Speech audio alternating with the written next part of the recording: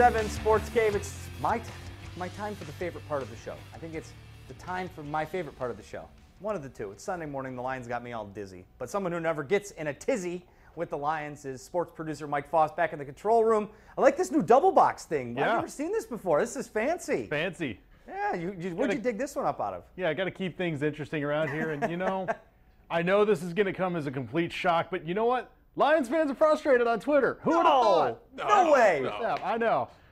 I can't believe it either, but let's jump into it with what the people are saying using the hashtag 7Sportscape. Steven says, turn the Lions game off. The O-line needs help. The Lions need to wake up. They're becoming a joke. I'd rather watch high school football, which, hey, you know, there's some good high school football around here. 7 in the Zone on Friday. A shameless plug in there. RP3 says, do not allow Lions management to make any decisions. Just sit behind your desk until the season is over. Dr. Geek crying foul on some of the officiating from last night in reference to the Jake Rudock hit. Not fair for Michigan on how our players get target penalties and other players on other teams nothing.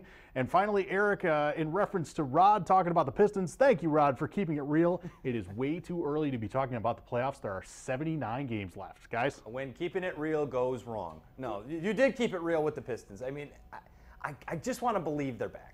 No, that's where I'm at. There's a lot to be optimistic about. Stanley Johnson still hasn't had a breakout game, and they're doing a good job of bringing him along slowly. First-round pick, valued so highly. They didn't just throw him in the starting lineup. They're going to let him work his way, and the kid is only 19. He has an NBA body, and he's ready to play, but he's not ready mentally to go in and go through that grind. But Marcus Morris, again, 26 points the other night, and he can do it from the inside, from the outside. He brings a toughness and a grit that they really need. Does this team kind of remind you of have a bad boy feel to it? Did they talk about that? Did they talk about, like, what's the identity of this team? I think the identity is just a young team that's trying to break through, and I think they're trying to rely on their defense. They want to be a defensive-minded team, but not the same way the bad boys were. Just a team that's tough, they're young, they're going to get out and try to run.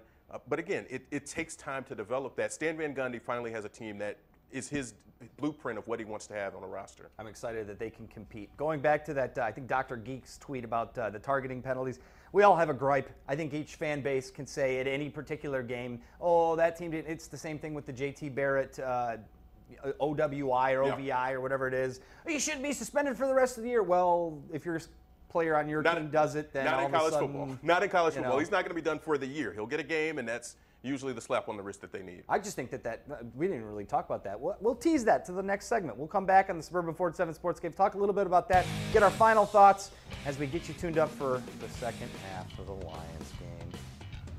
Aren't they done? Is there a mercy rule? It should be. That's coming up next. Oh!